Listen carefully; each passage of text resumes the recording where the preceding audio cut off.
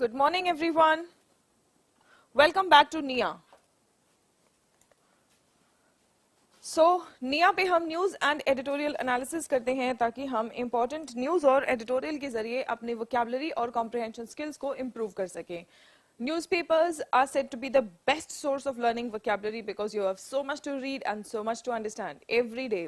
So let us see what is the article today. Resilient but just. Just word का प्रयोग आप कैसे करते हो? जस्ट मतलब आप कहते हो जस्ट आया, अभी अभी आया, है ना? सो जस्ट मतलब अभी, जस्ट मतलब केवल, सिर्फ. लेकिन यहाँ पे जस्ट का क्या मीनिंग है? जस्ट का मीनिंग होता है जो न्याय के अकॉर्डिंग हो. रेजिलियंट बट जस्ट, जो सही हो, जो करेक्ट हो, जो प्रॉपर हो. सो जस्ट का ये भी मीनिंग है. ठीक है. सो रेजिलियंट का मतलब क्या है? जैसे कुछ लोग होते हैं जो प्रॉब्लम्स आए या उतार चढ़ाव आए लाइफ में तो वो कमजोर पड़ जाते हैं, टूट जाते हैं. लेकिन जो लड़ते रहते हैं वो कैसे होते हैं? रेजिलियंट होते हैं. जो लड़ते रहते हैं वो रेजिलियंट होते हैं. जिनके अंदर बाउंस बैक करने की क्षमता होती है उसको हम रेजिलियंट कहते हैं. ठीक है. सो यहाँ पे रेजिलियंट की बात हो रही है इकोनॉमिक्स के कॉन्टेक्स्ट में, आर्थिक कॉन्टेक्स्ट में. यहाँ पे रेजिलियंट की बात हो रही है. Resilient but just. On the IMF's economic outlook and lopsided growth. So आज हम लोग बहुत ही प्यारा सा आर्टिकल है, इकोनॉमिक आर्टिकल है.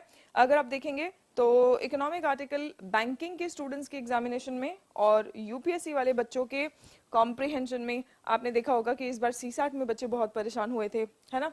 So when you have the CSAT, आप सिर्फ इंग्लिश, सिर्फ कॉम्प्रिहेंशन, रीडिंग कॉम्प्रिहेंशन के बेसिस पे भी आप क्वालिफाइंग मार्क्स जो है वो आप लेके आ सकते हैं if you have good reading skills. ठीक है. नाउ आइए चलिए देखते हैं आज का सेशन. और आज के सेशन में हमारे पास बहुत प्यारी प्यारी बहुत अच्छी वोकैबुलरी है सीखने के लिए. रेजिलिएंट का मतलब क्या है?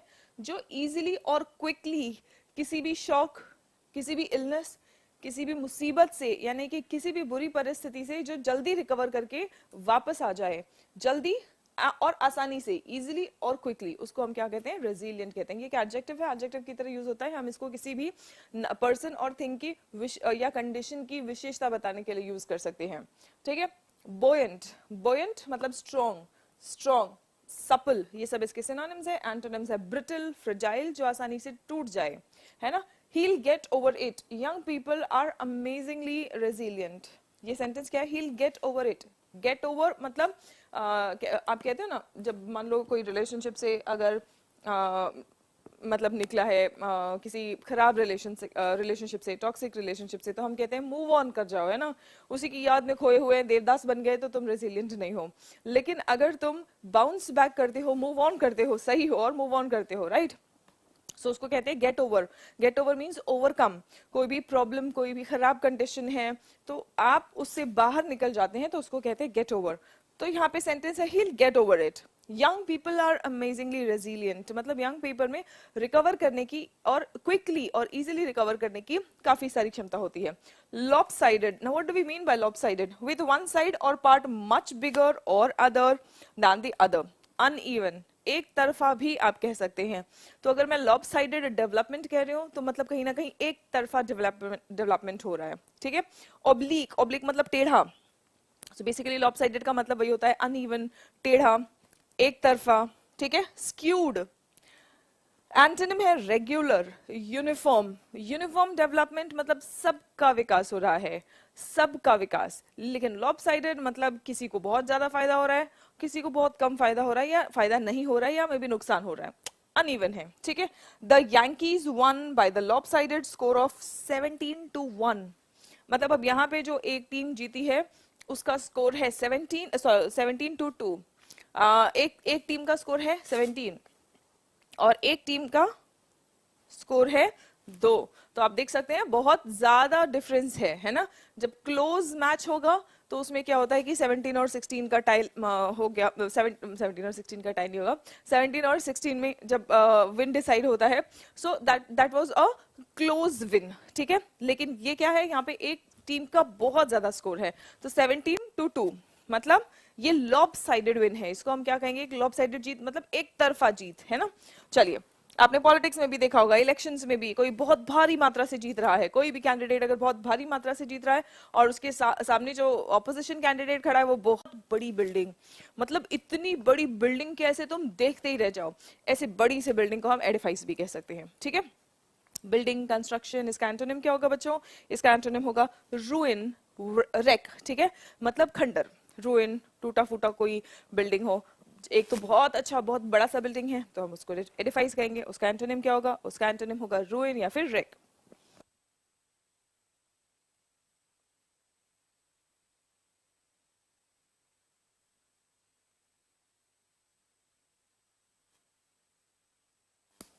Right, then the next one is antonyms हमने देख लिया, सेंटेंस देखते हैं। It looks as if the whole political edifice of the country is about to collapse, मतलब ऐसा लग रहा है कि पूरा पॉलिटिकल एडिफाइस जो है कंट्री का वो कोलैप्स मतलब टूटने वाला है, गिरने वाला है, ठीक है।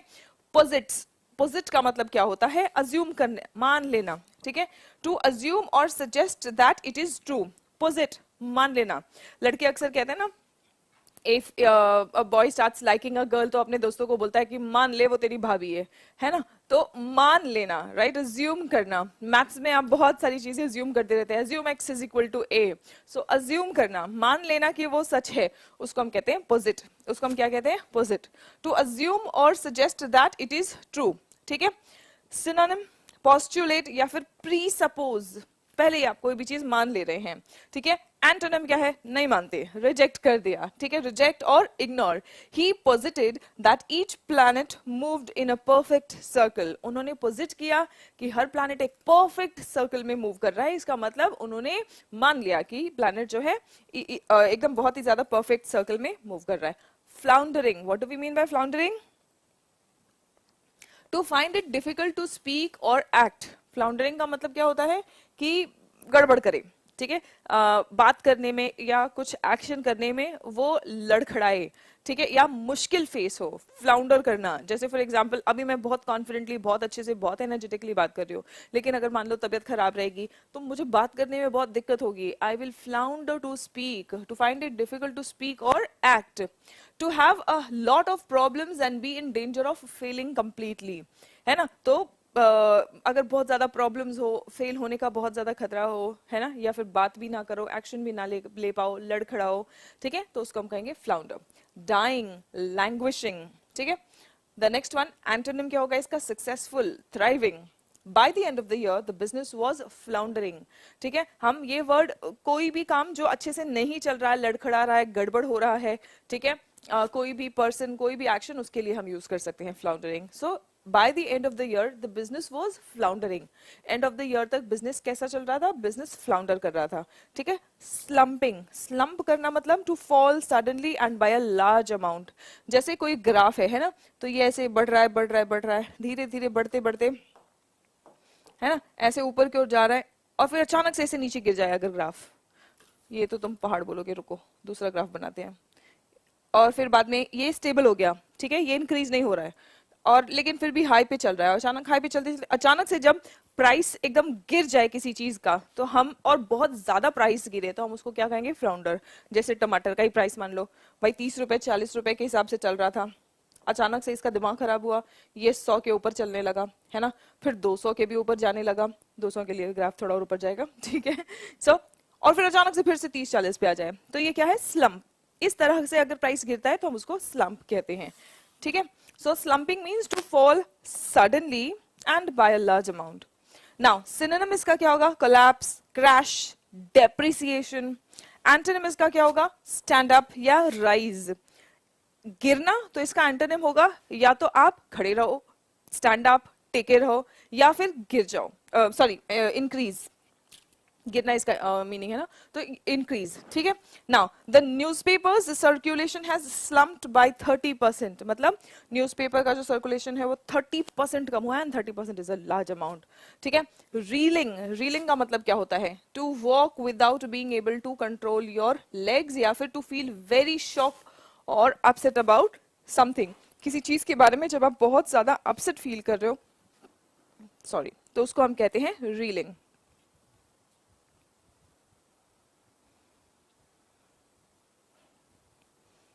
When you feel very upset about something,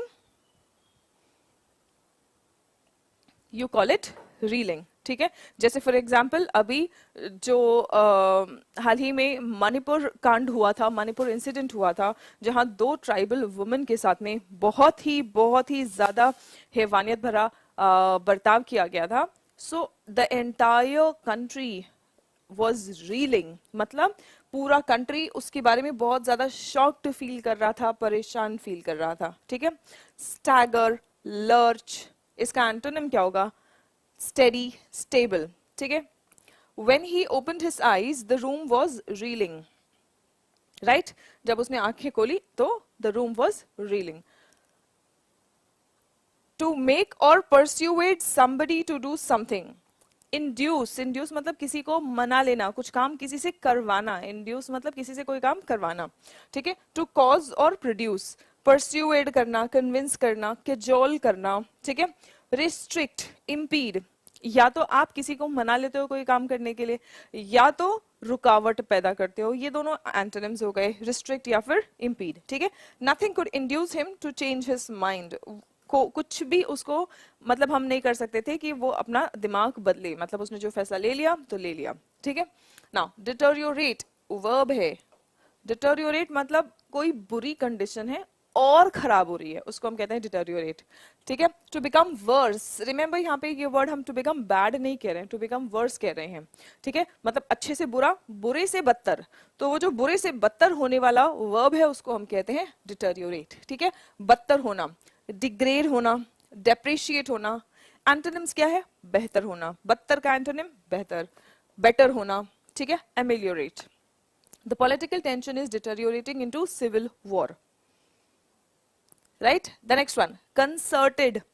concert, आप कंसर्ट देखिए, कंसर्ट में क्या होता है कि कोई भी कैसे भी म्यूजिक बजा रहा होता है, या सब एक सिस्टम के अकॉर्डिंग, सब एक प्रॉपर ऑर्डर में चल रहे होते हैं. तो कंसर्टेड मतलब सबका डिसाइडेड होता है कि कब कौन सा म्यूजिक बजेगा, कैसे बजेगा, है ना. So done by a group of people working together. ठीक है, सो बहुत सारे लोग एक साथ में काम कर रहे होते हैं और प्लान्ड मैनर में काम कर रहे होते हैं. दैट्स कॉल्ड कंसर्टेड, संगठित. ठीक है, कलेक्टिव या कोलैबोरेटिव. एंटोनिम क्या होगा? सिंगल या फिर individual. We must all make a concerted effort to finish work on time. मतलब हम लोगों को एक कंसर्टेड एफर्ट मतलब कलेक्टिव एफर्ट और प्लान्ड एफर्ट बनाना पड़ेगा ताकि हम अपना काम टाइम पर फिनिश करें. The next one, now this is an idiom, in the wake of. In the wake of का मतलब क्या होता है? फॉलोइंग एज अ कॉन्सिक्वेंस, परिणाम स्वरूप, जिसको हम हिंदी में कहते हैं. इन the wake of, in the wake of मतलब परिणाम स्वरूप. जैसे फॉर एग्जांपल मणिपुर इंसिडेंट के परिणाम स्वरूप पार्लियामेंट में हंगामा हो रहा है. In the wake of the Manipur incident there is logjam in the parliament. ठीक है, so I hope you've got the meaning as well as the use of this sentence. In the wake of मतलब किसी action, किसी घटना, किसी situation के परिणाम स्वरूप. ठीक है, so following someone or something especially as a consequence. We had no place to live in the wake of the fire. Fire की वजह से, फायर आग के परिणाम स्वरूप हमारे पास कोई जगह ही नहीं थी रहने के लिए. In the wake of floods, the mountainous regions have receded in development. In the wake of the floods, कहते हैं कि जहां जहां पर पानी भरा था, जहां जहां पर भी फ्लड्स आया है, वो सारे रीजन्स में डेवलपमेंट एक साल पीछे हो गया है. आउट ऑफ द वुड्स, यहाँ पे वुड्स का मतलब क्या है? अब वुड को आप समझेंगे, सिर्फ वुड कहेंगे तो इसका मतलब होता है लकड़ी, लेकिन जब हम वुड्स कहते हैं तो इसका मतलब होता है जंगल. लेकिन आउट ऑफ द वुड्स, ये इडियम में वुड्स का मीनिंग होता है प्रॉब्लम और difficult situation. So out of the woods मतलब आउट ऑफ डिफिकल्ट सिचुएशन और problem. To no longer be in danger और डिफिकल्टी. आउट ऑफ डेंजर मतलब आप यहाँ पे द वर्ड्स डेंजर समझेंगे. सो आउट ऑफ डेंजर मतलब मुश्किल से या कठिन परिस्थिति से बाहर. इट्स टू सून टू से. टू सून मतलब अभी बहुत जल्दी है कहने के लिए. If either airline is out of the words yet, कि एयरलाइन जो है, एयरलाइन में जैसे आपने देखा किंगफिशर और जेट एयरवेज, हमारे सामने कई सारे एयरलाइंस का केसेस आ गया जहाँ पे एयरलाइंस में फंड्स की प्रॉब्लम की वजह से वो लॉस में जा रहे थे, मतलब वो एयरलाइंस प्रॉब्लम में है. ठीक है, तो अभी कहना बहुत जल्दी होगा कि एयरलाइंस प्रॉब्लम से बाहर हो गया, मतलब अभी नहीं कह सकते पक्का कंफर्म रूप से कि ये प्रॉब्लम से बाहर हो गया है. It is too soon to say that the airlines is out of the woods. ठीक है. Cloud the horizon. Cloud the horizon का मतलब क्या है? The problem that could appear in the future. Horizon, horizon किसको कहते हैं हम? जहाँ पे आपको धरती और आकाश मिलता हुआ जो एक लाइन है ना, तो उसको हम होराइजन कहते हैं. वो आगे है भविष्य में, और उसको क्लाउड करना मतलब बादल छा जाना. और हम बादल छाने को प्रॉब्लम से हम समझते हैं कि इट इज अ प्रॉब्लम. ठीक है. जब हम कहते हैं ना उसके सर पे बादल मंडरा रहे हैं, मतलब ही इज इन प्रॉब्लम, खतरे में है. सो क्लाउड द होराइजन मतलब भविष्य पर बादल छाए हुए हैं, मतलब दिख नहीं रहा है, मतलब प्रॉब्लम में है.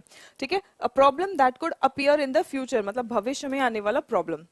क्लाउड इन द होराइजन को क्या बोलेंगे, या क्लाउड द होराइजन क्या बोलेंगे? भविष्य में आने वाला problem. The only cloud on the horizon. Only मतलब केवल. क्लाउड ऑन द होराइजन मतलब भविष्य में आने वाला problem. The only cloud on the horizon, the only problem that can come in the future is the physics exam in August. Physics अगर आपको मुश्किल लग रहा है, आपके एग्जाम्स आ रहे हैं, तो सारे सब्जेक्ट देख लूंगा, बस मुझे फिजिक्स से डर लग रहा है. सिर्फ एक ही प्रॉब्लम जो है वो है physics. ठीक है. So the only cloud on the horizon is the physics exam in August. To fizzle out, to gradually end often in a disappointing or weak way. ठीक है. To fizzle out मतलब खत्म हो जाना और बहुत कमजोर या खराब तरीके से खत्म हो जाना. To gradually end often in a disappointing और weak way, किसी कमजोर तरीके से या निराशाजनक तरीके से कोई चीज खत्म हो जाती है तो हम उसको कहते हैं fizzle out. ठीक है. The threatened revolt just fizzled out. Threatened revolt मतलब, रिवोल्ट मतलब विद्रोह. थ्रेटेंड रिवोल्ट मतलब धमकी दिया जा रहा था कि हम विद्रोह करेंगे. ठीक है. लेकिन वो जो विद्रोह हुआ तो वो बड़ी ही निराशाजनक तरीके से खत्म हो गया, ऐसे जैसे हवा निकल जाना. ठीक है. That's called fizzle out. Okay. Now stand off. Stand off का मतलब क्या होता है? To keep from advancing, repel. ठीक है. स्टैंड ऑफ रिपेल करना या फिर पुट ऑफ पोस्टपोन करना. She stood off from the, अच्छा ये मीनिंग अलग आ रहा है. ठीक है. स्टैंड ऑफ के और भी मीनिंग्स आएंगे. स्टैंड ऑफ का मतलब होता है बिल्कुल अलग होना, हटके होना. अब यहाँ पे she stood off from the group मतलब वो ग्रुप से बिल्कुल अलग दिख रही थी. She was different in the group. ठीक है. Slowed down. स्लो डाउन का मतलब क्या होता है? टू मूव स्लोअर और टू कॉज समवन और समथिंग टू मूव स्लोअर. ठीक है. That's very much pretty evident. You must slow down in a school zone. ठीक है. Tide over. What do we mean by tide over? To supply someone for a short time with something that is lacking. ठीक है. Can you lend me some money to tide me over till the next month? Tide over अगले महीने तक. क्या हमें आप थोड़े से पैसे दे सकते हो कि अगले महीने तक मेरा खर्चा चल जाए? मतलब देखो फिर से देखो. To supply someone for a short time with something. ठीक है. आप किसी को सप्लाई कर रहे हो कुछ that is lacking. यहाँ पे क्या लैकिंग था? मनी. तो आपने किसी को थोड़े टाइम के लिए पैसे दे दिए. ठीक है. ताकि उसका अगले महीने तक खर्चा चल जाए. So that is tide over. देखो सेंटेंस देखो कैसे यूज हुआ है. Can you lend me some money. क्या आप मुझे थोड़े से पैसे दे सकते हो? यहाँ पे पैसे की कमी हो रही है और अगले महीने तक खर्चा चल जाए इसलिए हमने पैसे दिए. ठीक है. So can you lend me some money. क्यों? To tide me over till next month. Tide me over till next month मतलब अगले महीने तक मेरा खर्चा चल जाए, मेरा काम बन जाए. ठीक है. To supply someone for a short time first with something that is lacking. ठीक है. Now, what do we mean by phrasal verbs? Downturn. Downturn का मतलब होता है decreasing trend. ठीक है. Decreasing trend. There is evidence of a downturn in the housing market. ठीक है. Housing market में downturn का trend है. मतलब क्या कि डिक्लाइनिंग ट्रेंड है. भाव जो है घरों के या आप कह सकते हैं कि प्रॉपर्टी रेट्स गिर रहे हैं. ठीक है. Push up to make someone और समथिंग. और आज की वोकैबुलरी स्पेशली वो वोकैबुलरी है जो आपको इकोनॉमिक आर्टिकल्स में देखने मिलेगा. To make something higher in level और अमाउंट. पुश अप मतलब इंक्रीज करना बेसिकली. ठीक है. The increase in the price of raw materials has pushed up our costs. कि भाई जो रॉ मटेरियल्स का प्राइस है ना उसकी वजह से हमारा कॉस्ट जो है, हमारी लागत है वो बढ़ गई है. ठीक है. Slide into to enter into some situation in an effortless और इनकॉन्स्पिक्यूअस मैनर. स्लाइड मतलब फिसल जाना. ठीक है. तो स्लाइड इनटू मतलब आप जैसे कोई इंसान फिसलता है तो फिसलने में बहुत ज्यादा मेहनत या कोई टेक्निक नहीं लगता ना. ऐसे गिर जाता है बस, है ना। तो स्लाइड इनटू मतलब to enter into some situation, किसी परिस्थिति में आप एंटर कर जाते हो और बिल्कुल एफर्टलेस तरीके से, इनकॉन्स्पिक्यूअस मैनर से, बहुत इजीली और एकदम आसानी से उसी मुसीबत में आप या उसी सिचुएशन में आप चले गए, तो उसको हम कहते हैं स्लाइड इनटू, कि पता भी नहीं चला। ठीक है, जैसे फॉर एग्जाम्पल हम अक्सर कहते हैं कि the person slid into depression, है ना। तो जब कोई इंसान दुखी होता है, परेशान होता है और वो डिप्रेशन में जा रहा होता है, तो उसको खुद नहीं पता चलता कि वो डिप्रेशन में जा रहा है। ठीक है, तो बहुत इजीली और बिल्कुल इनकॉन्स्पिक्यूअस तरीके से, मतलब पता भी ना चले, ऐसे तरीके से वो उस परिस्थिति में चला जाता है। He slid into depression. ठीक है, she slid into the booth beside us. अब यहाँ पे देखो, सिचुएशन या कोई जगह भी हो सकती है। तो हमारे बाजू में एक बूथ था, वहां पे वो चुपचाप आ गई, पता भी नहीं चला हमें। ठीक है, she slid into the. Welcome back to निया। निया मतलब न्यूज एंड एडिटोरियल एनालिसिस, जहां पर हम इंपॉर्टेंट न्यूज और एडिटोरियल को एनालाइज करेंगे from the perspective of improving our vocabulary and comprehension. Students, जो भी एग्जाम में इंग्लिश सेक्शन से क्वेश्चंस पूछे जाते हैं, उन सभी एग्जामिनेशन की प्रिपरेशन करने वाले स्टूडेंट्स को एडिटोरियल सेशंस अटेंड करने चाहिए। Now the article for today is mercury rising on an era of global boiling। Mercury rise करना मतलब टेम्परेचर राइज करना, ग्लोबल मतलब पूरा विश्व, ग्लोबल बॉइलिंग मतलब पूरा विश्व खौल रहा है, right. So yes, definitely we are going to talk about global warming. Now before we proceed with the article, we are going to see some vocabulary so that it helps us to decode the passage. Reiterate, ate ending word है, verb है, ate ending word verb है, जिसका मतलब होता है दोहराना। ठीक है, रिपीट करना, रीइटरेट रिपीट करना, टू से इट अगेन, रिप्राइज डुप्लीकेट, दोबारा कह रहे हैं तो पहले जो बोला उसको डुप्लीकेट ही तो कर रहे हो। ठीक है, एंटोनिम है एब्जॉर, बैक डाउन, रिपीट नहीं कर रहे हो तो आपने अपने शब्द वापस लिए। ठीक है, इसका एंटोनिम क्या हो जाएगा, मना कर देना या फिर अपने शब्द वापस लेना। The professor reiterated the important points of a lecture, that's what usually teachers do, they teach you once and then they reiterate the topic, their points that they have taught so that the students can revise and remember.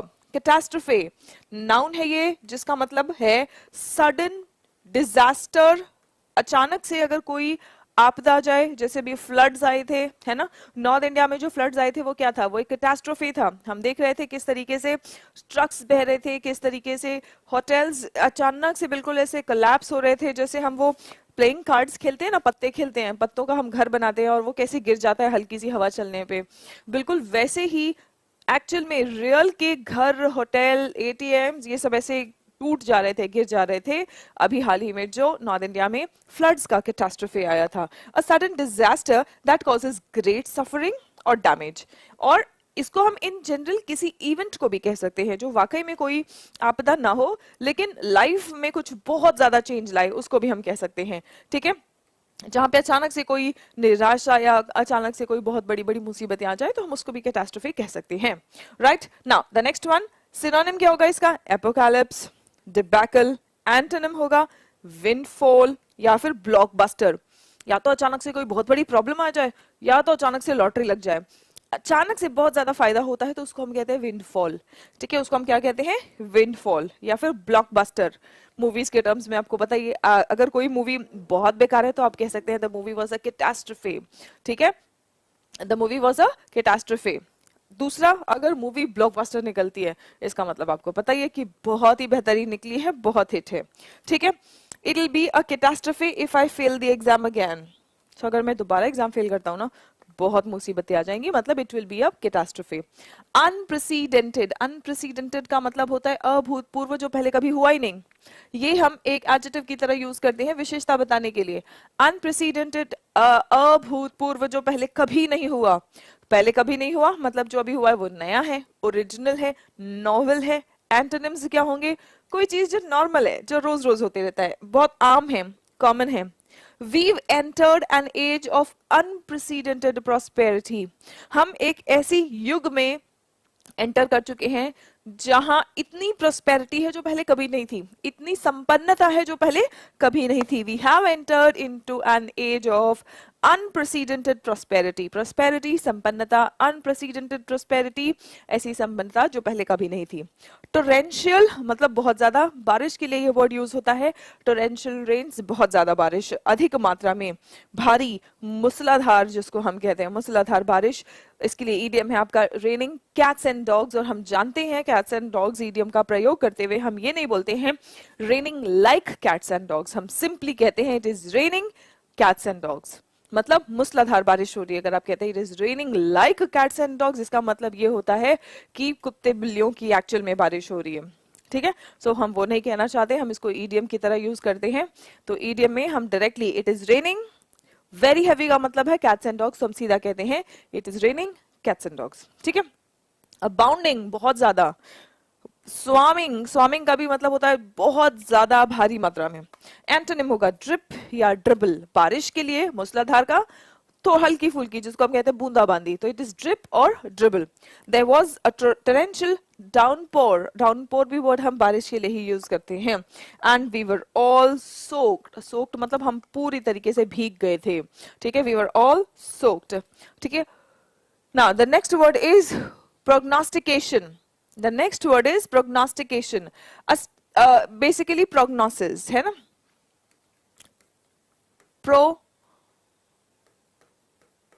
Prognosis, prognosis या फिर प्रोग्नास्टिकेशन, इसका मतलब होता है भविष्यवाणी, भविष्य में क्या होने वाला है उसके बारे में अगर आप पहले ही बता देते हो बेस्ड ऑन सर्टेन पैरामीटर्स, तो हम उसको कहते हैं प्रोग्नास्टिकेशन और prognosis. Statement about what you think will happen in the future, भविष्यवाणी, प्रोफेसी, ऑगरी, ये सब इसके सिनोनिम्स है। एंटोनिम होगा डिस्क्राइब करना या फिर रिपोर्ट करना। एक तो आप भविष्य के बारे में जानकारी दे रहे हो, भविष्यवाणी कर रहे हो, या फिर अभी जो चल रहा है उसको आप डिस्क्राइब कर रहे हो, रिपोर्ट कर रहे हो। देखो न्यूज रिपोर्टर्स क्या काम करते हैं, भविष्य में जो होने वाला है वो बताते हैं, अभी जो हो रहा है वो बता रहे हैं। रिपोर्ट करना मतलब अभी जो हो रहा है या हुआ उस पर वो लिखते हैं, तो वो इसका एंटोनिम हो जाएगा। प्रेजेंट और पास्ट इज रिपोर्ट, ठीक है। फ्यूचर के बारे में बता रहे हो तो वो प्रोग्नोसिस या प्रोग्नोस्टिकेशन हो गया, ठीक है। हिज ग्लूमी प्रोग्नोस्टिकेशन, ग्लूमी मतलब दुख भरा, मतलब भविष्यवाणी क्या कर रहा है कि बहुत बुरा, मतलब बुरा बुरा सा भविष्यवाणी कर रहा है, खराब होने वाला है ना। So his gloomy prognostications proved to be false, है ना। तो वो जो प्रोग्नोस्टिकेशन कर रहा था या प्रोग्नोसिस कर रहा था कि खराब होगा, ये होगा वो होगा, वो सब फॉल्स, झूठा निकला। इंड्यूस इज अ वर्ड, मतलब किसी को मना लेना, किसी को राजी करना, है ना। टू मेक और परस्यूएट somebody टू डू समथिंग, किसी से कोई काम करवा लेना, है ना।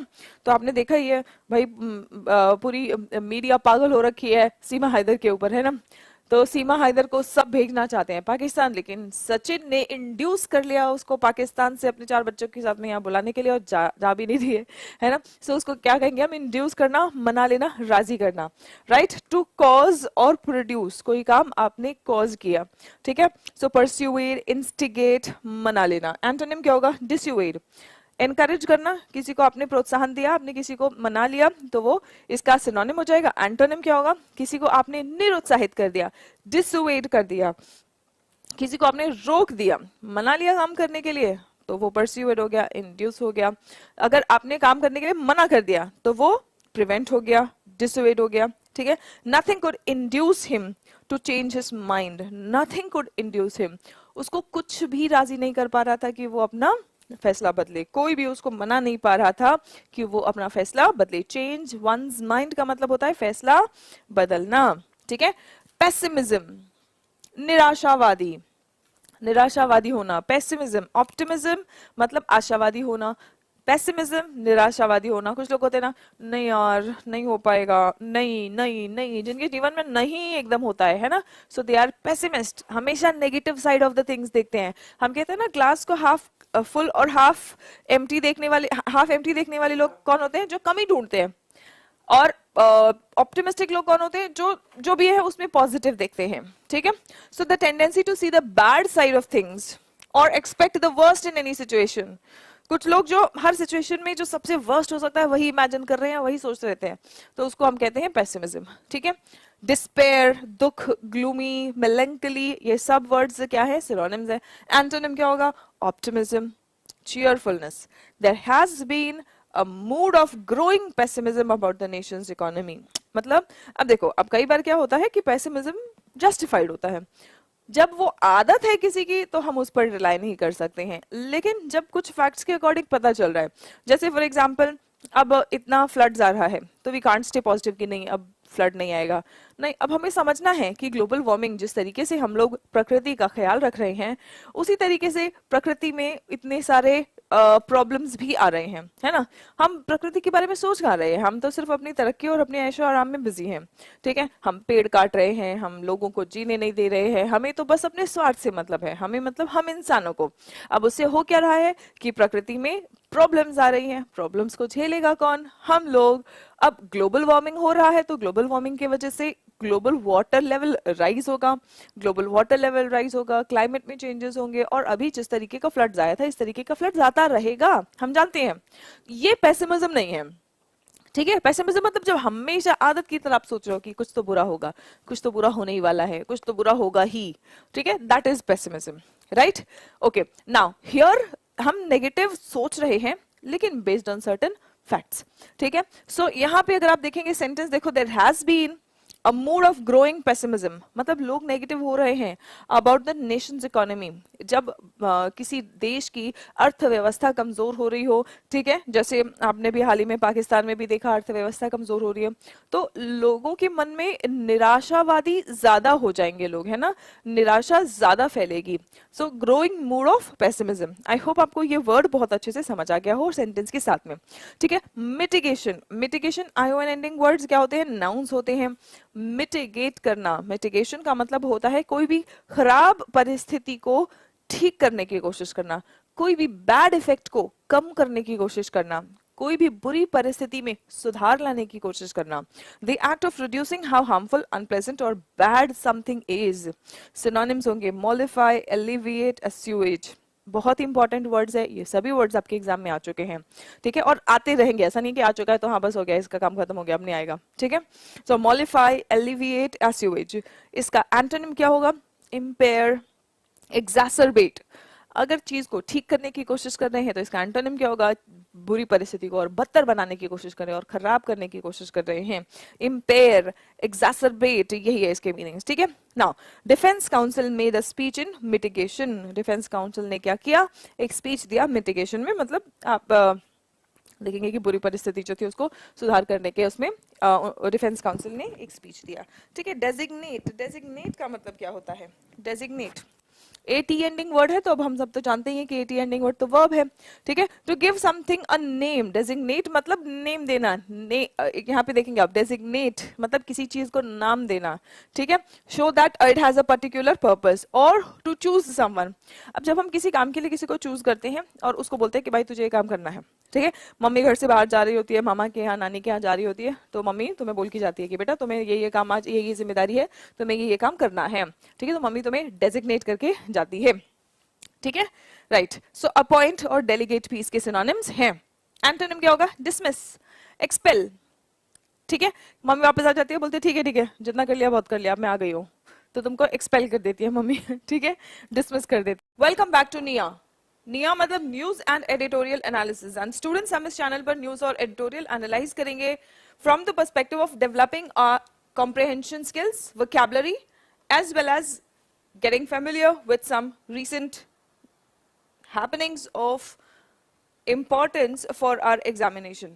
Rap on the knuckles, rap on the knuckles पता है क्या है, ये हम सबके साथ में हो चुका है। स्कूल में जो पनिशमेंट मिलता था ऐसे, इसको नकल्स कहते हैं, इस पर रैप ऑन द नकल्स। और ऐसा कब होता था, जब हम कोई होमवर्क कंप्लीट नहीं करके आए हैं या कोई मस्ती किए हैं या टीचर की कोई बात नहीं माने हैं, है ना, तो रैप ऑन द नकल्स, ऐसे इसके ऊपर जो पिटाई होती थी ऐसे, है ना, स्कूल में, that's called rap on the knuckles, ठीक है।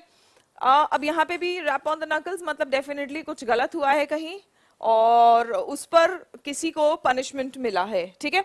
टॉपिक क्या है, आर्टिकल क्या है, किस कॉन्टेक्स्ट में हम बात करने वाले हैं, on lynching. What do we mean by lynching, lynch करना मतलब मार देना है, जान से मार देना है, ठीक है। लेकिन ये कौन सा जान से मार देना है, जब भीड़ हिंसक हो जाती है, भीड़ कानून को अपने हाथ में ले लेती है और किसी इंसान की जान ले लेती है, तो उसको कहते हैं लिंचिंग, ठीक है। So lynching, mob violence and judiciary Fiat.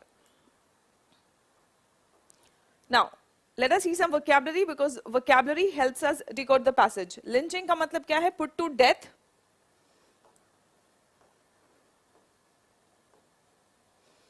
ठीक है, लिंचिंग का मतलब क्या होता है? Put to death specially by hanging, और मतलब किसी भी तरीके से एक्चुअली मॉब मार देता है जब, तो उसको कहते हैं कि लिंचिंग. बाय मॉब एक्शन, खास तौर पर फांसी देना, but otherwise also it is called lynching only, and without legal authority.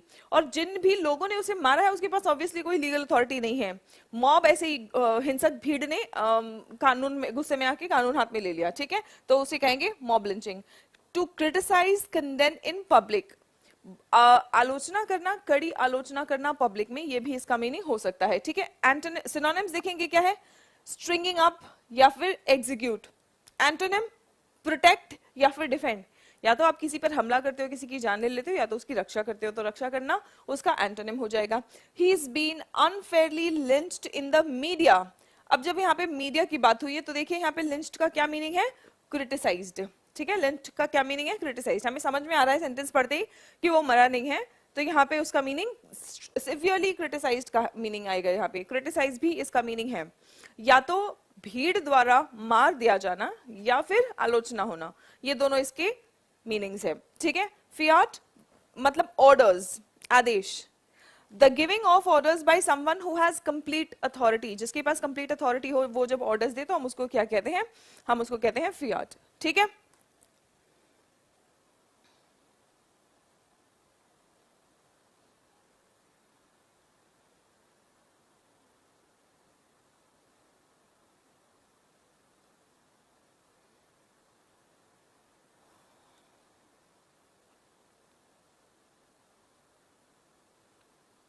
Right, and then the next word is, yes, the next word is fiat. Fiat का मतलब है ऑर्डर्स, जिसके पास authority हो, पूरी अथॉरिटी हो. सिनोनिम्स क्या होंगे? डिक्री, ठीक है, याद रखना, this is not degree, it's decree, ठीक है. Decree, precept, precept, decree and precept, ये दोनों का मतलब होता है आदेश. एंटोनिम्स क्या होंगे? Denial and disapproval. या तो कोई आदेश दिया गया है कि ये काम कर दो, या फिर उसका एंटोनिम हो जाएगा denial. The general ruled by fiat for 8 years after seizing power. Seize करना मतलब छीन लेना, ठीक है, तो पावर छीनने के बाद जनरल ने 8 साल तक शासन किया. The general ruled by fiat for 8 years after seizing power. Sacrosanct, sacrosanct का मतलब होता है कोई चीज जो परम पवित्र हो, ठीक है. Thought to be too important, कोई चीज जो इतनी ज्यादा इंपॉर्टेंट हो या इतनी ज्यादा खास या स्पेशल हो जिस पर कोई भी बदलाव नहीं किया जा सके, ठीक है. रिवर्ड, रिवर्ड मतलब हम जानते हैं रिस्पेक्टेड, सम्माननीय. कॉन्सिक्रेटेड, ठीक है, कॉन्सिक्रेट करना मतलब हम जैसे जब भी कोई मूर्ति मंदिर में रखते हैं तो हम उसकी प्राण प्रतिष्ठा करते हैं, हम उसको कॉन्सिक्रेट करते हैं, है ना.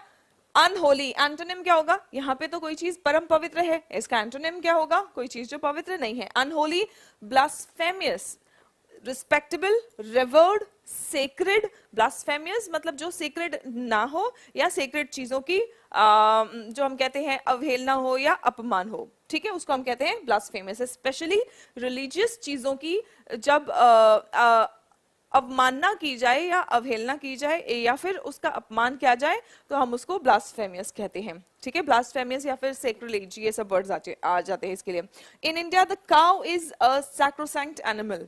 भारत में हम सब जानते हैं गौ हमारी माता है, हम ऐसा कहते हैं, राइट.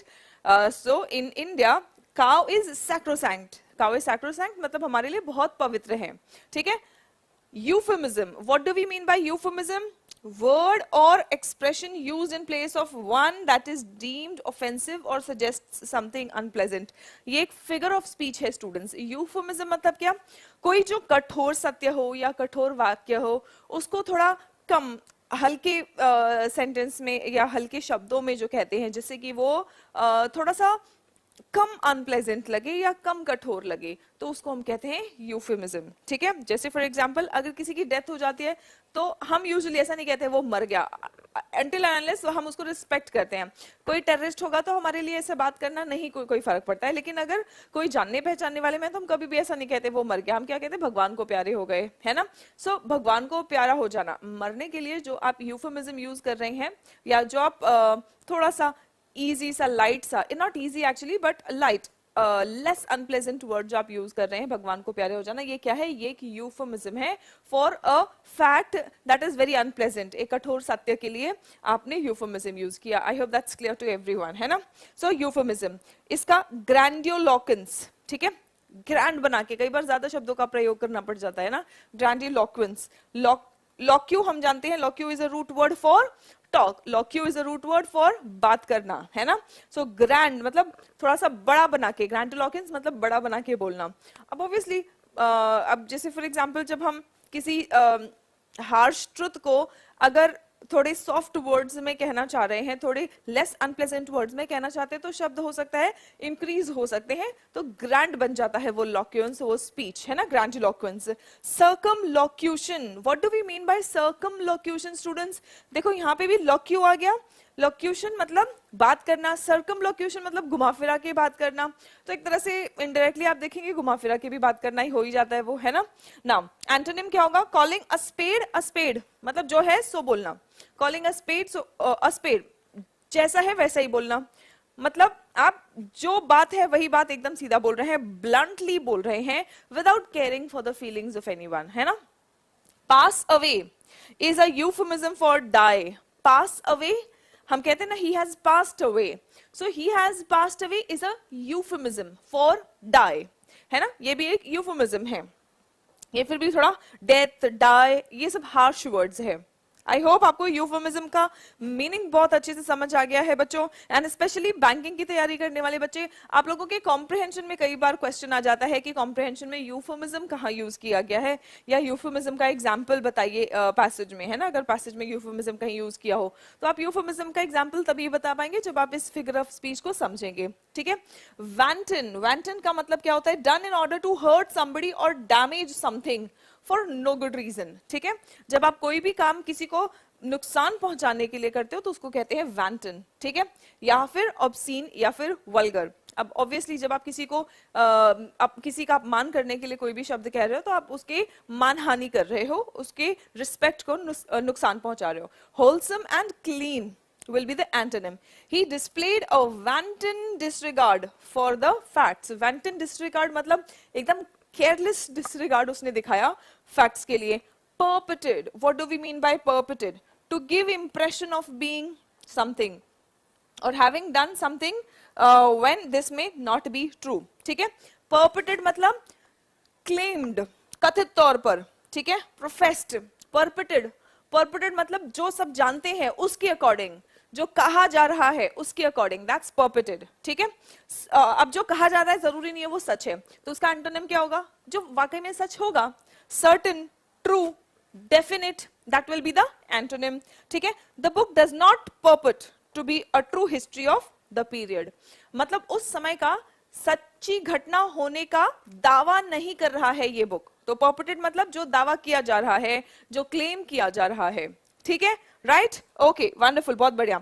सो स्टूडेंट्स, हम लोग जो कुछ भी वोकैबुलरी पढ़ रहे हैं, ये वोकैबुलरी आप देखेंगे कि आपके एग्जाम्स में भी आता है। नॉनशलांस ये आपके एग्जाम में आता है ना। पेट्रोनेज ये तो सीधा सीधा आपके एमसीक्यूज में आ जाता है, आपके ऑब्जेक्टिव एग्जामिनेशंस में। इसके अलावा ये वर्ड्स का अगर आपको अच्छा नॉलेज रहता है, मतलब मीनिंग के साथ साथ अगर आप उसको ढंग से यूज करना जानते हैं, तो आपके एग्जाम में अगर कोई डिस्क्रिप्टिव क्वेश्चन आता है तो आप डिस्क्रिप्टिव क्वेश्चंस को भी लिखने में इन वर्ड्स का यूज कर सकते हैं, नंबर 1। एंड नंबर 2, आप जब भी कोई पैसेज पढ़ रहे हैं उस पैसेज को बहुत अच्छे से समझ सकते हैं अगर आपको वोकैबुलरी का मीनिंग क्लियर है, ठीक है।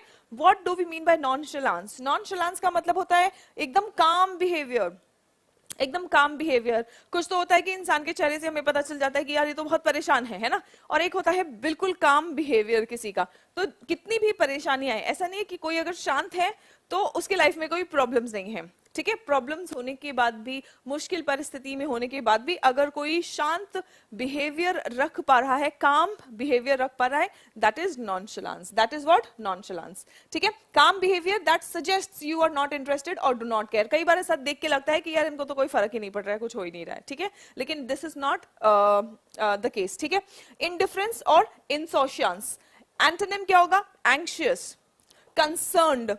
अब ऑब्वियसली जो एकदम बिल्कुल शांत दिख रहा है तो ऐसा लग रहा है कि इसको कोई चिंता नहीं है. इसका एंटोनिम क्या होगा? जो चिंतित दिख रहा हो, चिंता में दिखना, concerned, anxious. He leaned back in his chair with an apparent nonchalance. Apparent मतलब जो दिख रहा है, तो अपना कुर्सी पे आराम से ऐसे लेटा हुआ है. With an apparent मतलब ऐसे nonchalance, ऐसे काम बिहेवियर के साथ में जो दिख रहा है. Apparent जो बिल्कुल साक्षात सामने सामने दिख रहा है कि इसको कोई फर्क नहीं पड़ रहा है. ठीक है. Patronage. What do we mean by patronage? The power of a person to give someone an important job or position. अब किसी के पास अगर इतना पावर है कि वो किसी और को इंपॉर्टेंट जॉब या पोजीशन दे सकता है, तो हम उसको क्या कहते हैं? पेट्रोनेज. उसको क्या कहते हैं? पेट्रोनेज. स्पॉन्सरशिप, एड, ये एक मदद की तरह ही है ना, कि अगर आपके पास पावर है और आप किसी डिजर्विंग इंसान को नहीं फिर भी किसी को भी दे सकते हैं, तो दैट्स स्पॉन्सरशिप और एड. ठीक है.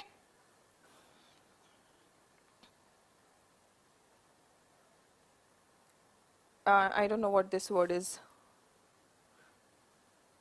यहाँ पे कोई स्पेलिंग मिस्टेक हो गया होगा शायद. ठीक है. We give our patronage to local shops. We give our patronage to local shops. Vigilante. What do we mean by vigilante now? Vigilant. Remember, अगर आप कहते हैं विजिलेंट, ठीक है, विजिलेंट इज एन एडजेक्टिव. ठीक है, vigilant is an adjective. Vigilant मतलब alert रहना. ठीक है, लेकिन विजिलेंटी क्या होता है? Vigilante is a noun. It is for a person जो कानून व्यवस्था के अगेंस्ट जाके, विपरीत जाके कानून अपने हाथ में ले लेता है. ठीक है, कोई पर्सन जो कुछ गलत हो रहा है और वो किसी के साथ में कुछ गलत हुआ है तो उसको न्याय दिलाने के लिए वो कानून अपने हाथ में ले ले, तो हम उसको कहेंगे vigilante. A member of a group of people who try to prevent crime or punish criminals in a community, especially because they believe the police are not doing this. और खासकर वो ऐसा इसलिए करते हैं क्योंकि उनको लगता है कि पुलिस तो अपना काम नहीं कर रही, हम न्याय दिलाएंगे इसको. ठीक है. सो अवेंजर, आपने मूवीज देखा होगा, एवेंजर्स में जितने भी कैरेक्टर्स हैं वो सारे विजिलेंटीज हैं. ठीक है. सो अवेंजर या फिर कैस्टिगेटर. एंटोनिम क्या होगा? केयरलेस या फिर हीडलेस.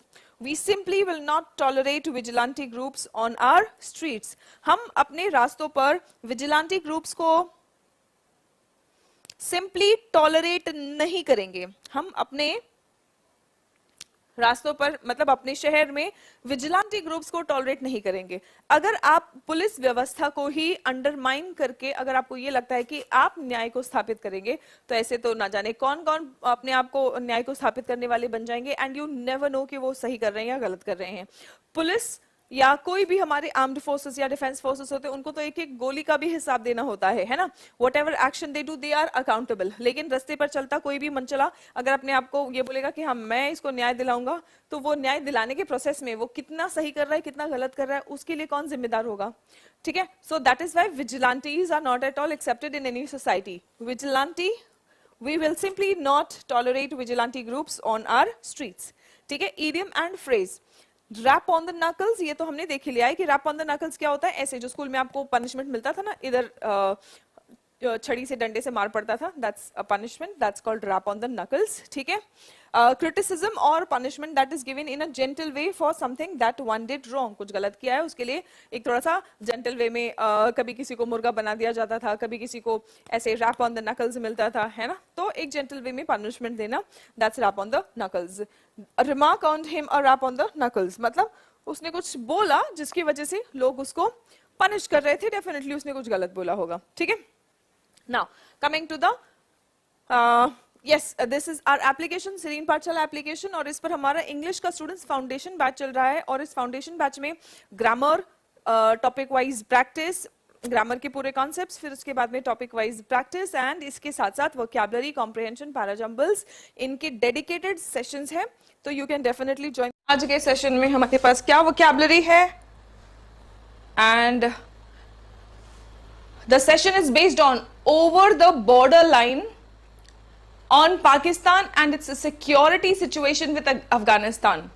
मतलब आज हम पाकिस्तान का बॉर्डर लाइन डिस्कस करने वाले हैं, नॉट जस्ट इंडिया, ठीक है, पाकिस्तान का बॉर्डर लाइन डिस्कस करने वाले हैं और पाकिस्तान में जो सिक्योरिटी सिचुएशन है बिकॉज ऑफ अफगानिस्तान, ठीक है, क्योंकि अफगानिस्तान के साथ में भी इनका बॉर्डर है, तो वहां पर जो सिक्योरिटी सिचुएशन है उसके ऊपर आज कुछ चर्चा होने वाली है। And before we proceed, as always हम देखेंगे थोड़ी सी vocabulary, because vocabulary helps us decode the passage, right. So the first word is grave. Grave का मतलब क्या होता है स्टूडेंट्स? ग्रेव के दो मीनिंग होते हैं, ठीक है। आप इसको नाउन की तरह भी यूज कर सकते हैं और एक एडजेक्टिव की तरह भी यूज कर सकते हैं। जब आप इसको नाउन की तरह यूज करते हैं तो इसका मतलब होता है शमशान भूमि, ठीक है, ग्रेव या फिर ग्रेवयार्ड कहते हैं हम इसे। लेकिन जब आप इसको एडजेक्टिव की तरह यूज करते हैं, ये वाला वर्ड देखो, place where a dead body is buried, this is a noun. और ये वाला जो है पहला वाला, ये एडजेक्टिव की तरह यूज हो रहा है, कोई चीज जो बहुत गंभीर हो। It is a grave situation means a serious situation, ठीक है, something serious and of great importance, that will be called grave. I hope इसका meaning clear है सबको? Yes. So synonyms इसके क्या है? crucial adjective वाला synonym है और symmetry noun वाला synonym है। symmetry का spelling याद रखेंगे बच्चों, यहाँ पर a कहीं पे भी नहीं है। symmetry के spelling में a और o कहीं पर भी नहीं है। CEMETRY symmetry. स्पेलिंग एरर में अगर आपके MCQs आते हैं, ऑब्जेक्टिव टाइप एग्जामिनेशन होता है, तो उसमें स्पेलिंग एरर का भी क्वेश्चन होता है।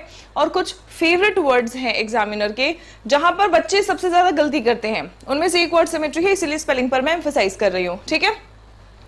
एंटोनिम होगा ट्रिवियल। ट्रिवियल मतलब अगर कोई चीज, इसका मतलब क्या है, कोई चीज जो बहुत इंपॉर्टेंट हो, तो इसका एंटोनिम क्या होगा? कोई चीज जो इंपॉर्टेंट नहीं हो। समथिंग दैट इज इनसिग्निफिकेंट और not important is called trivial. Trivial, insignificant. These events could have grave consequences for us all. ये इवेंट्स हम सब के लिए गंभीर परिणाम ला सकते हैं। These events could have great consequence for us all. Seize, it is a verb, इसका मतलब होता है जब्त कर लेना, कब्जे में कर लेना। To take hold of something suddenly and firmly. जैसे जब आप नो पार्किंग एरिया में अगर आप अपनी कार या बाइक या स्कूटी खड़ी करते हो, तो RTO वाले आते हैं, टोइंग वाले आते हैं, और वो लोग क्या करते हैं, वो आपकी गाड़ी जब्त कर लेते हैं, सीज कर लेते हैं, ठीक है। To grab something, to take control और पोजेशन ऑफ समबडी और समथिंग, ठीक है। सिनोनिम क्या होगा? सिनोनिम होगा क्लैस्प, क्लेंच। क्लैस्प या क्लेंच का भी मतलब होता है सीज कर लेना, जब्त कर लेना, पकड़ लेना, कब्जे में कर लेना, ठीक है। एंटोनिम होगा लिबरेट। एंटोनिम क्या होगा? एंटोनिम होगा लिबरेट। सेंटेंस देखते हैं, the police seized 50 kilograms of illegal drugs. The next one, hard line. What do we mean by hard line? Now this is going to be used like an adjective. A strict attitude or policy, etc. That means something is not allowed or given. ठीक है, मतलब कोई चीज जो बहुत ज्यादा steadfast हो, strict हो, कठोर हो, उसको हम हार्ड लाइन कहेंगे। एंटोनिम क्या होगा? फ्लेक्सिबल। फ्लेक्सिबल या फिर लूज, ठीक है। The government took a hard line on the strike, मतलब गवर्नमेंट ने स्ट्राइक को हल्के में नहीं लिया, स्ट्रिक्ट तरीके से मैनेज किया। कोएलिशन, कोएलिशन द यूनियन, गठबंधन जिसको हम कहते हैं, गठबंधन की सरकार, कोएलिशन गवर्नमेंट, कोएलिशन इज गठबंधन, the union of diverse things into one body और फॉर्म। गठबंधन सरकार हम कब कहते हैं? जब दो तीन पार्टीज मिलकर सरकार बनाती हैं। अब दोनों तीनों पार्टीज का आपस में विचारधारा, नाम, सब कुछ अलग अलग होता है, लेकिन सरकार बनाने के लिए वो इकट्ठे हो जाते हैं। डाइवर्स हैं लेकिन वो एक साथ आ जाते हैं, इसीलिए हम उसको कोएलिशन कहते हैं। यूनियन ऑफ डाइवर्स थिंग्स, ठीक है, अलग अलग हैं लेकिन एकत्रित हो जाते हैं, डाइवर्स हैं लेकिन यूनाइटेड हो जाते हैं, कोएलिशन। अलायंस भी इसको कह सकते हो और यूनियन भी इसको कह सकते हो, ठीक है। He was working in coalition with other unionist leaders. Topple का मतलब क्या होता है? टॉपल का मतलब होता है गिरा देना, ठीक है।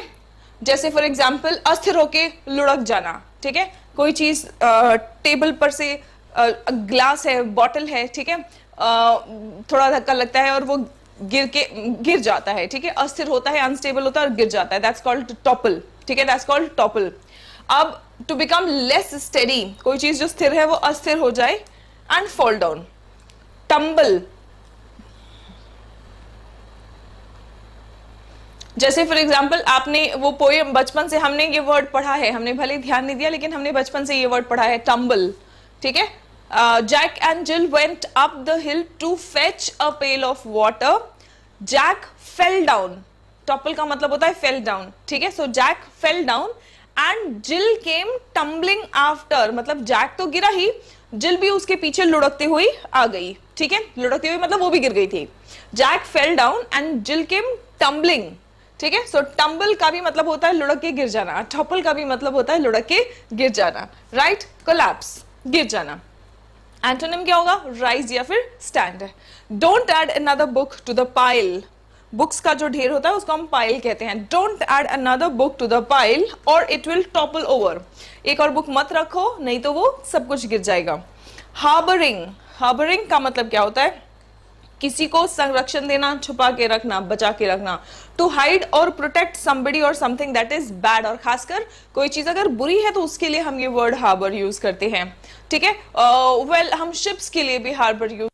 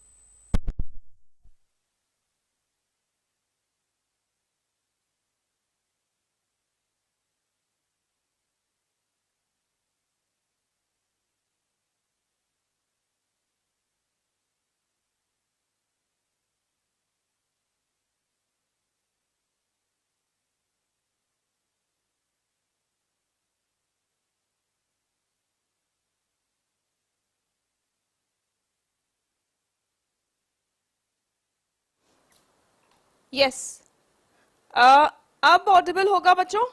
M I audible now? आज सुबह से थोड़ा दिक्कत हो रहा था, पहले माइक कनेक्ट नहीं हो रहा था, फिर वो माइक की बैटरी डाउन हो गई तो I had to change it. I hope I am audible now everyone. एक बार कमेंट करके कंफर्म कर देंगे। That's wonderful, thank you. चलो, सो हार्बर का मतलब क्या होता है? कंसील या फिर शील्ड, ठीक है। और एंटोनिम क्या है? हैंड ओवर, ठीक है। सो हम हार्बर की बात कर रहे हैं, पाकिस्तान पर बेस्ड हमारा आज का आर्टिकल है। और जब भी आप बात करते हैं पाकिस्तान की तो आतंकवाद अपने आप हमारे दिमाग में आ जाता है ना। सो टेररिस्ट्स को शय देना, हार्बर करना, पाकिस्तान टेररिस्ट्स को शय दे रहा है। अगर आपको ये सेंटेंस कहना है तो आप कहेंगे पाकिस्तान इज हार्बरिंग टेररिस्ट्स, आप ये वर्ड यूज कर सकते हैं, right. Now they were accused of harbouring terrorists, they were accused, उन पर क्या आरोप लगा था? कि वो टेररिस्ट्स को हार्बर कर रहे थे, शय दे रहे थे, संरक्षण दे रहे थे, ठीक है। The next one, embolden, what do we mean by embolden? give someone the courage, मतलब हिम्मत बढ़ाना है। बोल्ड, यहाँ पे देखो कौन सा वर्ड है? बोल्ड। embolden मतलब किसी की हिम्मत बढ़ाना। आप क्या कर रहे हैं? आप किसी को कॉन्फिडेंस दे रहे हैं तो आप उसकी हिम्मत बढ़ा रहे हैं। तो गिव द करेज और कॉन्फिडेंस टू डू समथिंग, ठीक है। एनकरेज करना, एनर्जाइज करना, एनर्जी देना या फिर प्रोत्साहन देना, इंस्पायर करना, इनविगरेट करना। स्टूडेंट्स याद रखना, VIGOR, विगर का मतलब होता है एनर्जी, इनविगरेट मतलब किसी को एनर्जाइज करना, किसी को एनर्जी देना, ठीक है। एंटोनिम होगा डिस्करेज या डोंट, डरा देना, निरुत्साहित कर देना। डोंट मतलब डराना, डिस्करेज मतलब निरुत्साहित करना, ठीक है।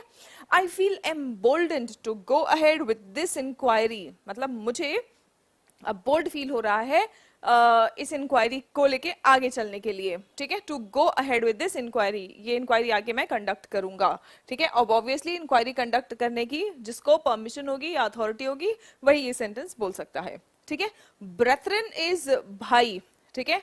ब्रेथरन इज भाई, अब ये कौन सा भाई है? दो भाई होते हैं, एक तो ब्रदर, एक तो है ब्रेथरन, ठीक है। ब्रदर जो आपसे ब्लड रिलेशन में आपका भाई हो, ठीक है। ब्रेथरन कौन होते हैं? फेलो मेंबर्स, भाई भाई भाई वाला, भाईचारा वाला भाई, है ना। तो समाज में जो भी भाई भाई हैं उनको हम कहते हैं ब्रेथरन। लेकिन अगर ब्लड रिलेटेड भाई है तो हम उसको ब्रदर वर्ड यूज करेंगे, ठीक है। किन, ब्लड ब्रदर, ब्लड ब्रदर तो ब्रदर ही हो गया, ठीक है। नाउ एंटोनिम्स इसके क्या है? नॉन रिलेटिव्स, जो आपसे रिलेटेड नहीं है. A monk might refer to other monks in a monastery as his brethren. जैसे फॉर एग्जांपल अगर किसी मोनेस्ट्री की आप बात करेंगे तो एक मॉन्क या साधु जो है वो बाकी साधु भाइयों को क्या कहेंगे कि ब्रेथरन कहेंगे, राइट. ग्रैपल का मतलब क्या होता है इसके साथ में?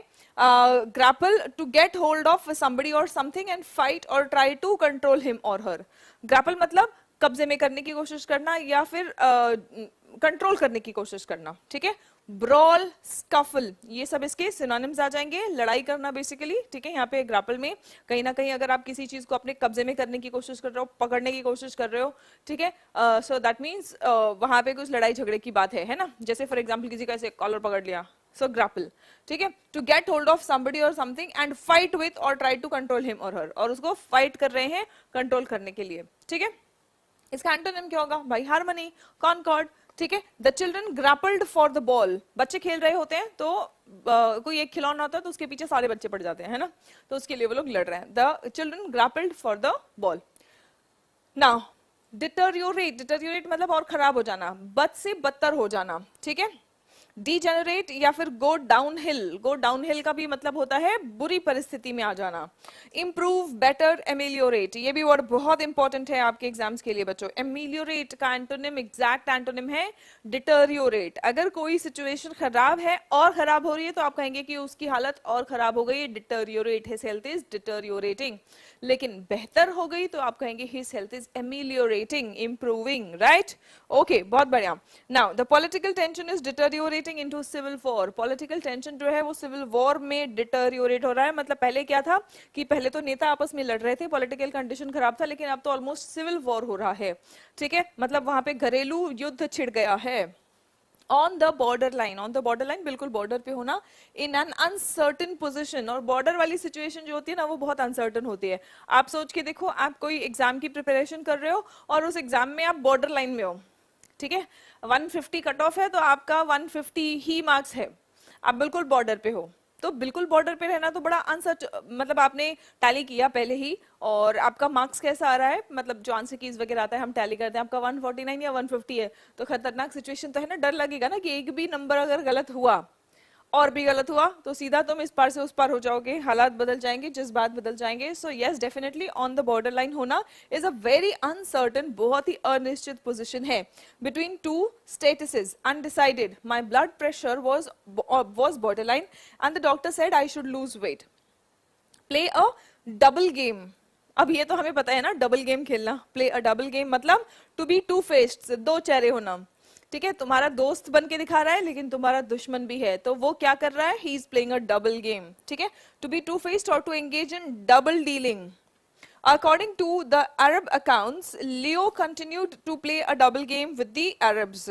अरब्स के साथ में लियो डबल गेम खेलता रहा. स्टेप अप, स्टेप अप का मतलब क्या होता है? किसी चीज का स्टेप अप मतलब इंक्रीज करना, ऊपर की ओर ले जाना, मतलब इंक्रीज करना, ठीक है. किसी चीज की मात्रा या स्पीड किसी चीज की इंक्रीज करना. The company is stepping up production, मतलब कंपनी प्रोडक्शन बढ़ा रही है. To meet the increasing demand for its product, किसी भी कंपनी के प्रोडक्ट की डिमांड ज्यादा होगी तो ऑब्वियसली वो कंपनी अपना प्रोडक्शन बढ़ाएगी. कैरी आउट का मतलब होता है एग्जीक्यूट करना. कैरी आउट का मतलब होता है एग्जीक्यूट करना. To do something that you have said you will और you have been asked to, आपको कुछ कहा गया हो या आपने खुद कहा हो कि मैं ये काम करूंगा, तो काम करना, एग्जीक्यूट करना, उसको हम कहते हैं कैरी आउट. आज soldiers carried out a successful attack last night, हमारे सोल्जर्स ने कल रात एक successful attack. Hello everyone, welcome back to निया. निया मतलब न्यूज एंड एडिटोरियल एनालिसिस, जहां पर हम इंपॉर्टेंट न्यूज और एडिटोरियल को एनालाइज करेंगे students from the perspective of developing our comprehension skills, our vocabulary and also keeping ourselves updated with certain important news. चलिए शुरू करते हैं आज का सेशन. आज का सेशन है लीनियर रिग्रेशन के ऊपर. लीनियर रिग्रेशन, रिग्रेस होना मतलब क्या है? प्रोग्रेस का एंटोनिम होता है रिग्रेस, प्रोग्रेस का उल्टा होता है रिग्रेस. और ये किस चीज पर है? On the government's response to data on its policies. मतलब जो डेटा है, डेटा किस बात पर है? गवर्नमेंट की पॉलिसीज पर. तो गवर्नमेंट की पॉलिसीज पर जो डेटा पब्लिश किया गया है या जो डेटा मिला सबके सामने, उस पर सरकार का रिस्पॉन्स कैसा है? On the response to the data on its policies. इस आर्टिकल पर आज हमारा डिस्कशन होगा और हमेशा की तरह हम सबसे पहले थोड़ा सा वोकैबुलरी देखेंगे ताकि हम अपने पैसेज को अच्छे से डिकोड कर पाएं, समझ पाएं।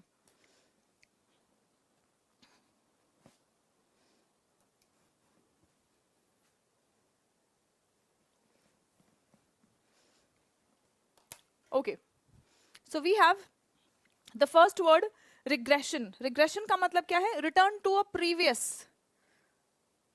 है ना। प्रीवियस मतलब जो पहले स्थिति थी वहीं पहुंच गए, फिर वहीं पहुंच गए। तरक्की नहीं हो रही है मतलब अब वहीं पर पहुंच गए, जहां पहले थे, जहां से शुरू किया था वहीं पहुंच गए। सो दैट इज रिग्रेशन, ठीक है। लेस एडवांस्ड और वर्स स्टेट, या तो जहां से शुरू किया था वहां पहुंच गए या तो उससे भी पीछे हो गए, है ना, तो उसको हम कहते हैं रिग्रेशन, ठीक है। उसको हम क्या कहते हैं? रिग्रेशन। सिनोनिम्स क्या है? रेट्रोवर्जन। रेट्रोवर्जन हम कहते हैं ना, रेट्रो मोड होता है मतलब पुराने जमाने का मोड, है ना। कैमरा में होता है ना रेट्रो मोड, सो पुराने जमाने का मोड। तो पुराने जमाने का मोड मतलब you are going back in time, right. So retroversion. Reverse होना, रिवर्जन। लैप्स, जब कोई कमी होती है तभी अक्सर ऐसा होता है कि रिवर्स हो रहा है चीज, रेट्रोवर्जन हो रहा है ना। एंटोनिम क्या है? Development and evolution. Development and evolution. A regression has occurred in the overall political situation. Overall जो political situation है उसमें क्या हुआ है? एक regression आया है, यानी कि प्रगति का उल्टा हुआ है, विकास का उल्टा हुआ है ना। मतलब आप जहां से शुरू किए थे वहीं पहुंच गए हैं, या जहां से शुरू किए थे उससे भी खराब परिस्थिति में आप पहुंच गए हैं। विंडिक्टिव का मतलब क्या होता है? IVE एंडिंग वर्ड है स्टूडेंट्स, तो याद रखें कि ये एडजेक्टिव है, ये किसी ना किसी पर्सन या थिंग की विशेषता बताएगा। विंडिक्टिव का मतलब क्या होता है? वॉन्टिंग और ट्राइंग टू हर्ट, बदला लेने का भावना है, किसी को नुकसान पहुंचाने का भावना है, तो हम उस इंसान को विंडिक्टिव कहेंगे। हम उस इंसान को क्या कहेंगे? विंडिक्टिव। और वो भी विदाउट गुड रीजन, कोई रीजन भी नहीं है, ठीक है, बस नुकसान पहुंचाना है, इसको तो हमें परेशान करना है। विंडिक्टिव, दैट्स विंडिक्टिव एटीट्यूड, ठीक है। Malicious, mal means bad, evil, malicious means ill will, बुरी भावना रखने वाला। मर्सीलेस, ऐसे लोग कैसे होते हैं? मर्सीलेस होते हैं, है ना, दयाहीन होते हैं। एंड रिसेंटफुल, रिसेंटफुल मतलब गुस्सा भरा है, बदले की भावना से भरे हुए हैं। एंटोनिम क्या होगा? मर्सीफुल या फिर benevolent. He accused her of being vindictive. He accused her of being vindictive मतलब उसने उस लड़की पर आरोप लगाया कि ये बदले की भावना से भरी हुई है, right. Prima facie, what do we mean by prima facie? Prima facie का मतलब होता है जो चीज बहुत क्लियर है, जो दिख रहा है। प्राइमा फेसी, आप देखिए, मतलब जो प्राइम कंसिडर हम करेंगे, जो भी चीज जो इंपॉर्टेंट अभी कंसिडर करेंगे, जो दिख रहा है वही मान लेंगे, उसको हम कहते हैं प्राइमा फेसी। मान लीजिए कहीं कोई अपराध हुआ है, कोई मर्डर हुआ है, कोई चोरी हुई है, हम कह रहे हैं प्राइमा फेसी लग रहा है कि इसमें यहाँ का जो सर्वेंट है वो इन्वॉल्व है। मतलब प्राइमा फेसी मतलब देख के जो लग रहा है, बात कुछ और हो सकती है, लेकिन प्राइमा फेसी लग रहा है कि सस्पेक्ट जो है वो सर्वेंट होगा, ठीक है। Prima facie. प्लेन और क्लियर ऑन इनिशियल इन्वेस्टिगेशन और एट फर्स्ट व्यू, ठीक है। सेल्फ एविडेंट, ऑब्वियस, जो चीज ऑब्वियस लग रही है या सेल्फ एविडेंट लग रही है, but remember that does not mean that it is true, ठीक है। Self evident, clear, obvious. Antonym क्या होगा? हिडन, जो छुपी हुई बात हो, जो इम्पॉसिबल हो। एक तो हो गया जो दिख रहा है वही पॉसिबल लग रहा है ना, तो जो नहीं हो सकता मे बी वो। There was a prima facie case that a contempt of court had been committed. Contempt of court का मतलब होता है कोर्ट की अवमानना, कोर्ट का अपमान। मान लीजिए कि कोर्ट ने आपको बुलाया है तो आपको हाजिर होना है, अगर आप वहां नहीं जाते हो तो आप कोर्ट का एक तरह से कोर्ट की अवज्ञा कर रहे हैं, कोर्ट का अपमान कर रहे हैं, that is called contempt of court, है ना। So there was a prima facie contempt of court, prima facie case that a contempt of court has been committed. भाई नहीं आया तो देख के तो यही लग रहा है कि उसने कोर्ट का अपमान किया, लेकिन बाद में पता चल सकता है कि हाँ कोई ना कोई ऐसा रीजन हो गया हो कि वो आ ना पाया हो, है ना। लेकिन प्राइमा फेसी तो लग रहा है कि कोर्ट कंटेम्प्ट ऑफ कोर्ट हुआ है। आई होप आपको इसका मीनिंग भी समझ आ गया है और इसको सेंटेंस में यूज करना भी आपको अच्छे से आ गया है। Students, the next word is hostile.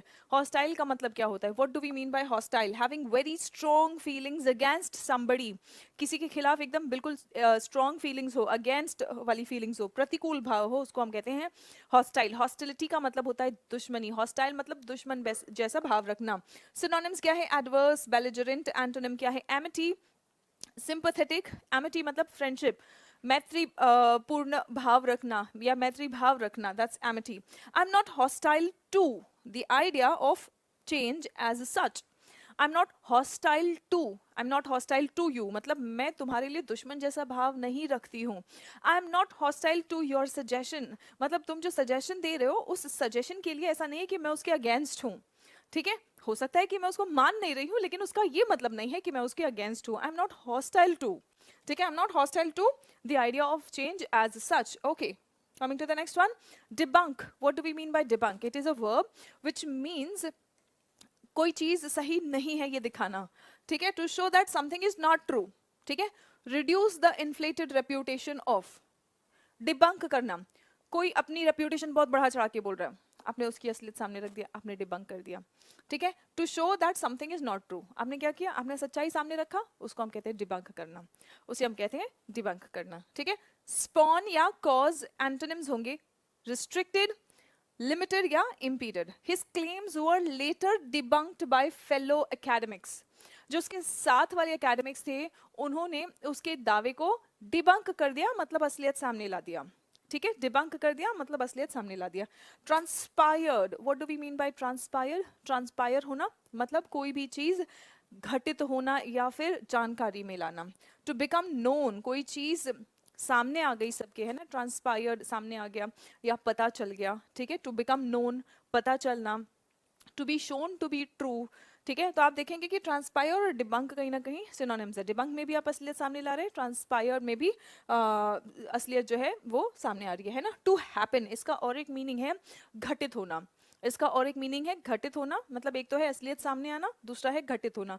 Sentence के कॉन्टेक्स्ट के अकॉर्डिंग आप समझेंगे कि इसका मीनिंग क्या है, घटित होना या फिर सामने आना. ठीक है, नाउ सिनोनिम्स क्या होगा, अराइज उत्पन्न होना, बिफॉल, एंस्यू, या फिर एंटोनिम्स होंगे रिप्रेस या cease. It transpired that the gang had a contact inside the bank. It transpired मतलब सबके सामने आया कि जो रॉबर्स थे, ठीक है, जो रॉबर्स का गैंग था उनका बैंक के अंदर कोई कांटेक्ट था, उनका बैंक के अंदर कोई कांटेक्ट था. ठीक है, चलिए, ऑस्टेंसिबल का मतलब क्या होता है? आई बी एल एंडिंग वर्ड जो भी होते हैं वो एडजेक्टिव्स होते हैं, विशेषता बताने वाले वर्ड्स होते हैं. ठीक है, नाउ सीमिंग और सेड टू बी ट्रू और real but very possibly not true. Ostensible मतलब कोई चीज, ये प्राइमा फेसी जैसा है इसका मीनिंग, मतलब देखने पर लग रहा है कि ये सच है. ऑस्टेंसिबली मतलब जो देखने में लग रहा है, प्राइमा फेसी सही लग रहा है, लेकिन जरूरी नहीं हो सही हो, जरूरी नहीं हो, सही हो भी सकता है, नहीं भी हो सकता है. ठीक है, सो ऑस्टेंसिबली मतलब जो दिख रहा है, ऑस्टेंसिबल मतलब जो दिखाई दे रहा है उसके मुताबिक. ठीक है, एविडेंट, प्रोबेबल, आज ही हमने देखा एक वर्ड और प्राइमा फेसी, वो भी इसी का सिनोनिम है. एंटोनिम क्या होगा, हिडन या फिर impossible. The ostensible reason for his absence was illness. उसकी अनुपस्थिति का ऑस्टेंसिबल रीजन मतलब जो ऑब्वियस रीजन है या जो दिखाई दे रहा है, सबको पता है, वो ये कि वो बीमार है. अब वो अनुपस्थित क्यों है, क्यों नहीं आया है, वो वाकई में बीमार है इसलिए नहीं आया, या कुछ और रीजन है. ठीक है, जो भी है, बट देखने में जो हमें पता है या जो ऑब्वियस रीजन है वो ये कि वो बीमार है. Pegged, what do we mean by pegged? Expected to do और बी समथिंग. दूसरा है टू रिकग्नाइज और डिस्कवर व्हाट समथिंग इज. कोई भी चीज आइडेंटिफाई करना, पहचान करना, या फिर फिक्स करना. ठीक है, या फिर फिक्स करना कोई भी चीज. अगर मैंने कहा कि this pen is pegged to the board, मतलब यहाँ पर ये फिक्स्ड है. ठीक है, सिनोनिम्स इसके होंगे रैंक्ड, क्लासिफाइड, रेलिगेटेड. एंटोनिम्स होंगे लम्प्ड या फिर कंफ्यूज्ड. ठीक है, क्योंकि यहाँ पे हम बोल रहे हैं ना रिकग्नाइज करना, पहचान करना, तो पहचान करने का एंटोनिम कंफ्यूज करना होगा. ठीक है, नाउ वेज इंक्रीजेस वर पेग्ड एट 5%. अब यहाँ पे हमने पेग्ड का फर्स्ट मीनिंग क्या देखा था, एक्सपेक्टेड टू डू और बी समथिंग. सो यहाँ हम कह रहे हैं कि वेज इंक्रीजेस जो है, जो सैलरी में इंक्रीजेस है, वेज इंक्रीजेस है, उनको कहाँ पेग किया गया था, कहाँ पे फिक्स किया गया था, या कहाँ माना गया था कि ये होगा 5% पर, है ना, कहाँ पर माना गया था, कहाँ पे फिक्स किया गया था, 5% पे. शेनानिगन्स, शेनानिगन्स का मतलब क्या होता है, सीक्रेट और dishonest activities usually of people of usually of a complicated type. ठीक है, रोगरी, डेविल्ट्री, देखो सीक्रेट या डिसऑनेस्ट, हम डिसऑनेस्ट बोल रहे हैं ना, तो डेविल्ट्री, मिसचिफ, रोगरी. अब ऑब्वियसली डेविल हम कहते हैं ना, सीधा इंसान जो होता है, साधारण इंसान जो होता है, वो खुरापात नहीं करता, है ना. सो खुरापाती शेनानिगन्स, लेकिन सीधे सादे सिंप्लिसिटी या फिर ट्रुथफुलनेस। जो सच्चे लोग होते हैं वो सब खुराफात वगैरह में या उल्टी सीधी हरकतों में इन्वॉल्व नहीं होते हैं, तो इसका एंटोनिम क्या होगा? Truthfulness. She wouldn't put up with his shenanigans. Put up with का मतलब होता है टॉलरेट करना, बर्दाश्त करना, तो वो उसके शेनानिगन्स को टॉलरेट नहीं करेगी, बर्दाश्त नहीं करेगी, यानी उल्टी सीधी हरकतें जो उसके धोखे हैं या डिसऑनेस्ट एक्टिविटीज है, जो गलत काम है, उनको वो टॉलरेट नहीं करेगी। रोबस्ट हम कई बार पढ़ चुके हैं। रोबस्ट और स्पेशली अगर फाइनेंशियल डेटा का बात आ जाता है तो रोबस्ट वर्ड आता है। रोबस्ट का मतलब क्या होता है? स्ट्रॉन्ग, ठीक है। Robust means strong, it is an adjective. Strong and healthy, तगड़ा और स्वस्थ, ठीक है। नाउ एंटोनिम्स क्या होंगे? Vigorous, prosperous, sturdy, and synonyms and antonyms are flabby and infirm. Infirm का मतलब होता है weak, infirm का मतलब होता है weak. The company is taking a more robust approach to management, मतलब कंपनी मैनेजमेंट के लिए और strong approach ले रहा है और robust नजरिया बना रहा है। Call into phrasal verb है, call into question, to ask or to become, if you're calling into someone, है ना, calling into someone means आप किसी को कहीं उपस्थित होने के लिए कह रहे हैं, ठीक है। टू रिक्वेस्ट one's aid और एक्सपर्टाइज, यू ऑल्सो मीन, मान लीजिए अगर आप किसी सीनियर और एक्सपीरियंस्ड पर्सन को आप कह रहे हैं कि I called in my seniors to help me with my project, मतलब वहाँ पे अपने सीनियर्स को बुलाया वहाँ पे उपस्थित होने के लिए नहीं, उनकी एक्सपर्टीज के लिए, ठीक है।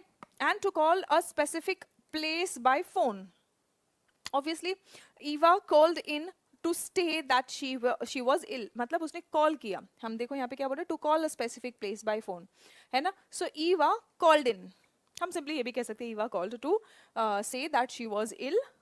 this is a phrasal verb which places more emphasis on formal communication. Put into मतलब to add a quality to something, ठीक है। एंड टू गिव मनी और एफर्ट टू एन एक्टिविटी, किसी मनी या किसी एक्टिविटी को मनी या effort देना भी गिव इनटू हो गया। ही पुट्स अ लॉट, देखो पुट्स इनटू क्या? अ lot of energy. He puts a lot of energy into his performances, वो अपने परफॉर्मेंसेस पे बहुत सारी एनर्जी लगाता है। वी हैव पुट बैक, ठीक है। We have put all our profits back into the company, हमें जो भी प्रॉफिट हुआ वो हमने फिर से कंपनी में डाल दिया है उसको और आगे बढ़ाने के लिए, ठीक है स्टूडेंट्स। एंड सरीन पाठशाला एप्लीकेशन पर आप लोगों को हमारा कंप्लीट इंग्लिश का फाउंडेशन बैच मिलेगा, जहां पर 100+ आवर्स का आपको वीओडी क्लासेस मिलेगा, जिसपे पूरा का पूरा grammar and grammar with concept wise practice questions from previous years, dedicated vocabulary sessions and dedicated around 20 to 30 parajumbles, comprehension, cloze test sessions आपको मिलेंगे। एंड काफ़ी सारे क्वेश्चंस आपके प्रीवियस ईयर्स में से अलग अलग एग्जाम्स में से उठाए गए हैं, कुछ सीडीएस में से, कुछ एसएससी में से, है ना, ताकि आप लोगों को आपके एग्जामिनेशन में आने वाले क्वेश्चंस का लेवल अच्छे से पता